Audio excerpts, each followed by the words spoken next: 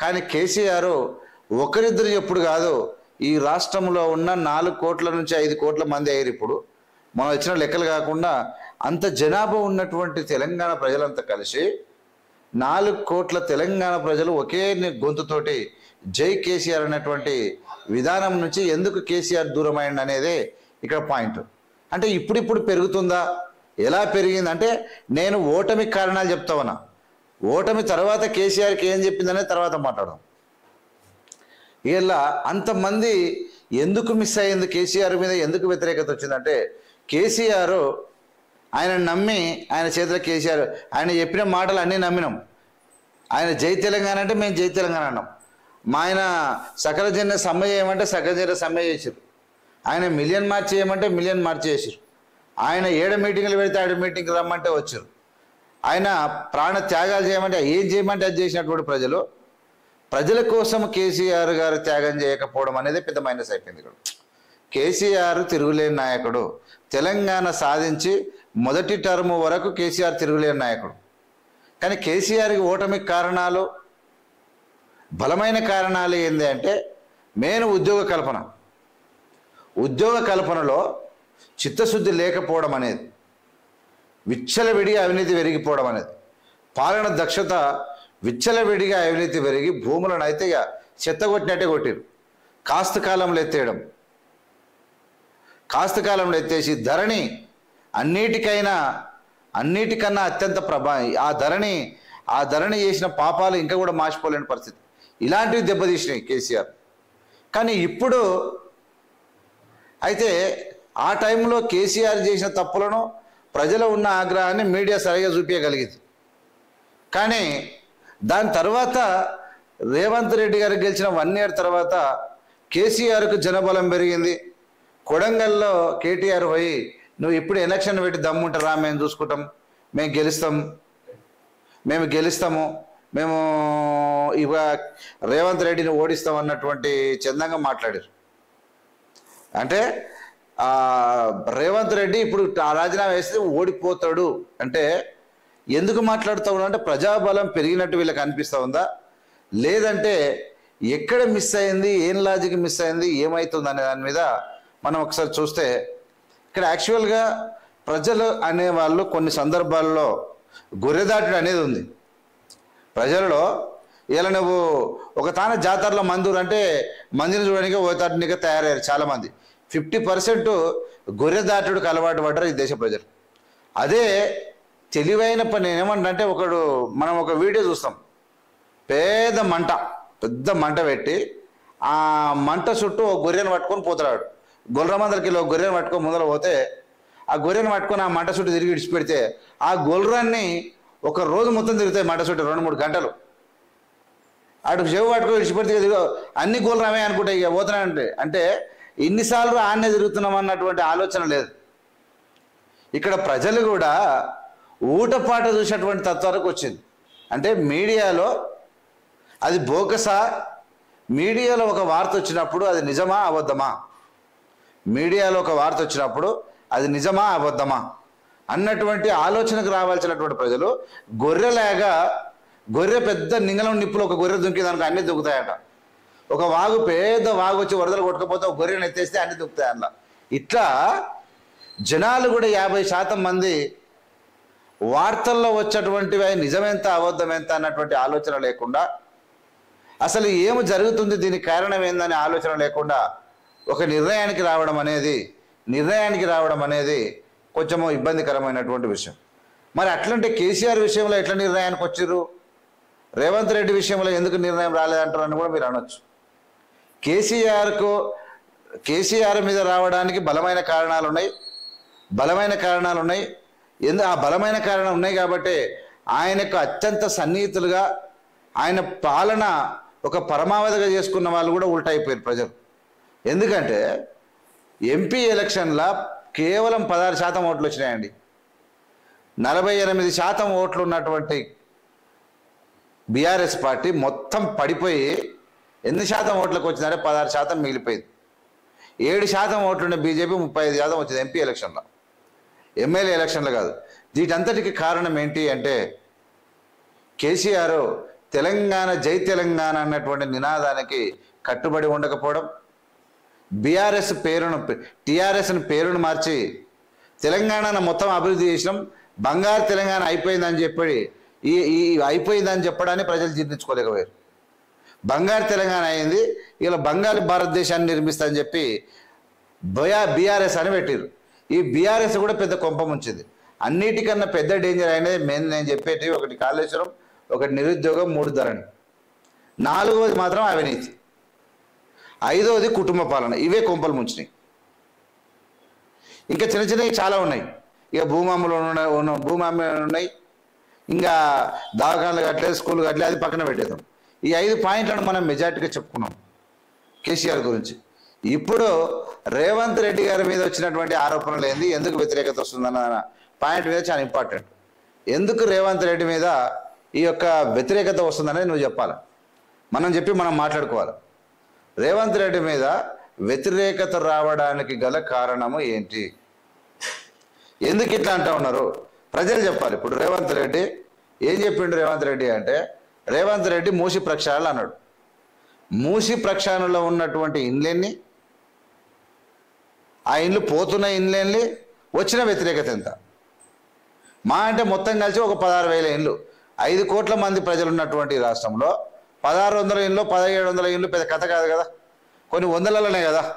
దాంతోనే ఇంత వ్యతిరేకత వచ్చిందా? లేకపోతే కేసీఆర్ ఉద్యోగాలు ఇవ్వలేదు కాబట్టి వ్యతిరేకత వచ్చింది, కానీ రేవంత్ రెడ్డి ఉద్యోగాలు ఇచ్చిండు కదా. ఉద్యోగాలు ఇచ్చినాక కూడా రేవంత్ రెడ్డి మీద ఎందుకు వ్యతిరేకత వస్తూ ఉంది?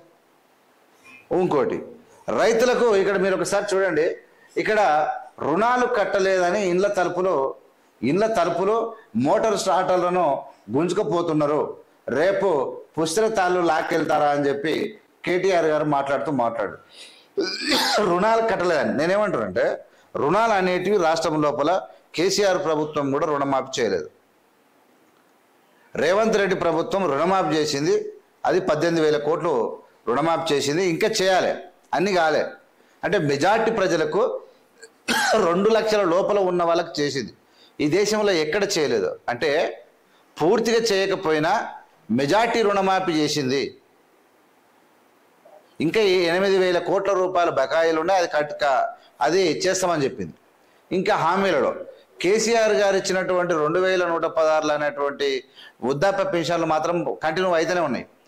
ఎందుకు ప్రజలు వ్యతిరేకత వచ్చిందంటే రేవంత్ రెడ్డి గారు 4,000 ఇస్తున్నారు, ఇస్తలేరు అనేది ఒకటి, రుణమాఫీ పూర్తిగా చేయలేదు అనేది ఒకటి, రుణమాఫీ పూర్తిగా చేయలేదు, రైతు బంధు రావట్లేదు అనేది ఒకటి. అయితే ఇప్పుడు ఉన్నటువంటి పరిస్థితుల్లో రాష్ట్రం అప్పులపాలు ఉన్న పరిస్థితి కాబట్టి తీసుకొచ్చినటువంటి 7 లక్షల కోట్ల అప్పులకు ఇంట్రెస్ట్ కట్టకపోతే ఉన్నది పోతుంది, ఉంచుకున్నది పోతుంది. కాబట్టి ఆ అప్పులు కడుతూ ఇవి చేయాలి. కాబట్టి ఎట్ ఏ టైము ఇప్పుడున్నటువంటి గడ్డు కాలం లోపల, ఇప్పుడున్నటువంటి పరిస్థితుల్లో 1 సంవత్సరం లోపల ప్రజలందరినీ ఆకట్టుకునేటువంటి అవకాశం రేవంత్ రెడ్డికి దొరకనిగా వీల్లేదు. ఒకవేళ చేయాలంటే 3 బడ్జెట్లు పెట్టాలి. ఆయన 1 బడ్జెట్ పెట్టిండు, 2024 బడ్జెట్ పెట్టిండు, ఇప్పుడు రేపు 25 బడ్జెట్ పెడతాడు. 26 బడ్జెట్ కల్లా మ్యాక్సిమం ప్రాబ్లమ్స్ సాల్వ్ అవుతాయి. అంటే 5 సంవత్సరాల పదవి కాలం లోపల ఇచ్చిన హామీలను కనీసం 90% పూర్తి చేయడానికి ఈ ప్రభుత్వాలు ప్రయత్నం చేస్తాయి. అప్పుడు వ్యతిరేకత ఉంటే ఓకే. ఇప్పుడు మాత్రం యూట్యూబ్ ఛానళ్ళ ప్రభావమా, లేదంటే ప్రజలలో ఉన్నటువంటి అంటే ఆ ఇబ్బంది, ఆర్థిక ఇబ్బంది, ప్రజలకు ఉన్నటువంటి సమస్యలు, ఇవన్నీ కలిపి ముఖ్యమంత్రి కరెక్ట్ చేస్తలేమన్నటువంటి విషయానికి వస్తున్నా అన్నది మాత్రం వాస్తవం.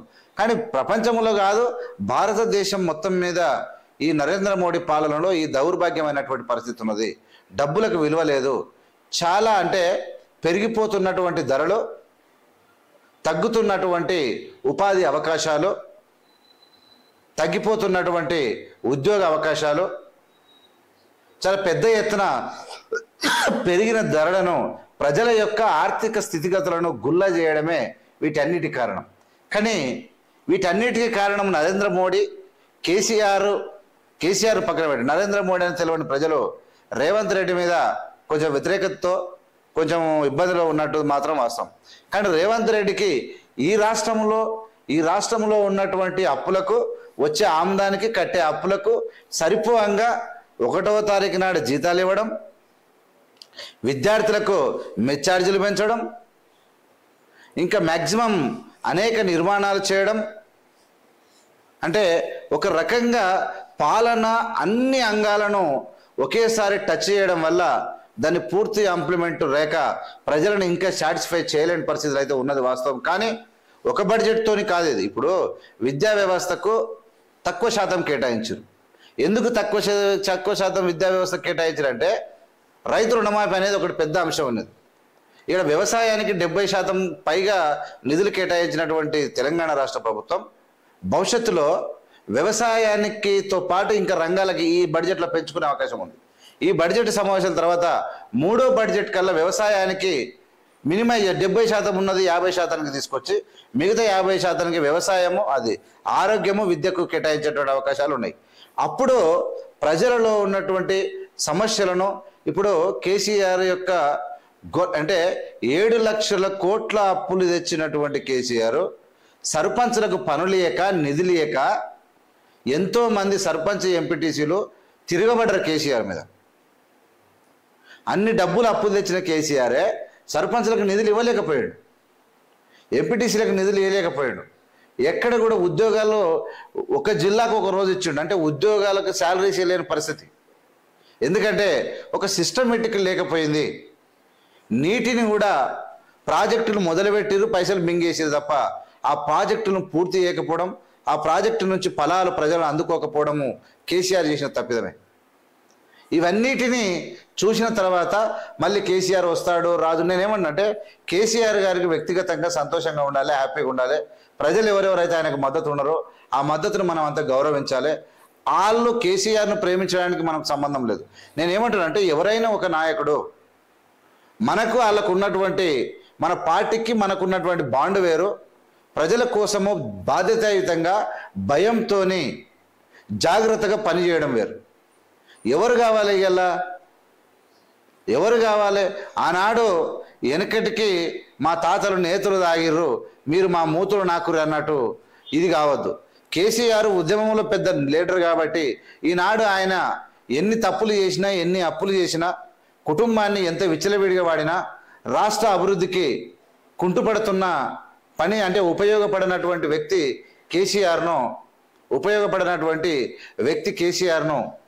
మనం నెత్తిలో పెట్టుకోవడం అంటే మంచి పని చేస్తే 100% పెట్టుకోవడం. వ్యక్తిగతం వేరు, కేసీఆర్తో ఉన్నటువంటి వ్యక్తిగతం వేరు. రాష్ట్ర అభివృద్ధిలో అక్కడ కూడా త్యాగాలకు పూనుకోనికి ప్రయత్నం చేయరు. ఎక్కడ కూడా ఉంటే ఫామ్ హౌస్లో ఉండాలి, లేకుంటే ప్రగతి భవన్లో ఉండాలి. ప్రజలకు కలిసే లేదు. నెలకోసారి ప్రెస్ మీట్ పెట్టాలి, ఎవరినో ఒకరిని టార్గెట్ చేసి కొట్టాలి. ఇది కేసీఆర్ యొక్క నైజం. మళ్ళీ వస్తాడు, మళ్ళీ తెస్తాడు అనేటువంటి నినాదము. నేనేమంటా ప్రజలకు ఉన్న నమ్మకాన్ని రేవంత్ రెడ్డి గారు మొత్తం చేయకపోవడానికి కారణం చెప్తున్నా. నేను అనుకున్న సమయంలో ప్రజలతోని భయపడుతున్న వ్యక్తి, ప్రజలకు భయపడి బాధ్యత నిర్వహిస్తున్నటువంటి వ్యక్తి రేవంత్ రెడ్డి అని చెప్పడం లోపల చిత్తశుద్ధి ఉంది. జాబ్ క్యాలెండర్ను భారతదేశంలో జాబ్ క్యాలెండర్ను ప్రవేశపెట్టినటువంటి రాష్ట్రం ఏకైక రాష్ట్రం తెలంగాణ రాష్ట్రం. అంటేనేమన్నా అన్నయ్య 100% 2 లక్షల ఉద్యోగాలు సంవత్సరం తిరిగే లోపల చేస్తాం అన్నది వాళ్ళు చెప్పింది వాస్తవం. కానీ ఇక్కడ ఉన్నటువంటి బడ్జెట్ విషయాల్లో ఈ రాష్ట్రంలో ప్రతి హామీని ఎట్ ఏ టైం చేయకుండా కొంచెం పొడిగిస్తూ ఖచ్చితంగా 5 సంవత్సరాల పదవి కాలం లోపల ఖాళీలు మొత్తాన్ని, ఒక్క జాబు కూడా అన్నిట్లలో ఖాళీలను మొత్తాన్ని పూరిస్తాము అన్నటువంటి విషయాన్ని వాళ్ళైతే చెప్పారు. ఒక్క గురుకులం కేసీఆర్ కట్టకుండా మేము అన్ని గురుకులాలు కడతామని వీళ్ళు చెప్తా ఉన్నారు. నేనేమంటే పనులలో రేవంత్ రెడ్డికి వ్యతిరేకత పెరగాలంటే ఎప్పుడు పెరగాలంటే భూదాది ఇప్పుడున్నది ధరణి లాంటి ఒక పోర్టల్ తెచ్చి దానివల్ల మోసం జరిగితే వ్యతిరేకత పెరగాలి.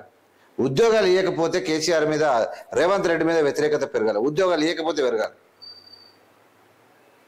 రెండోది రింగ్ రోడ్ లాంటి సంస్థలను అమ్ముకుంటే పెరగాలి.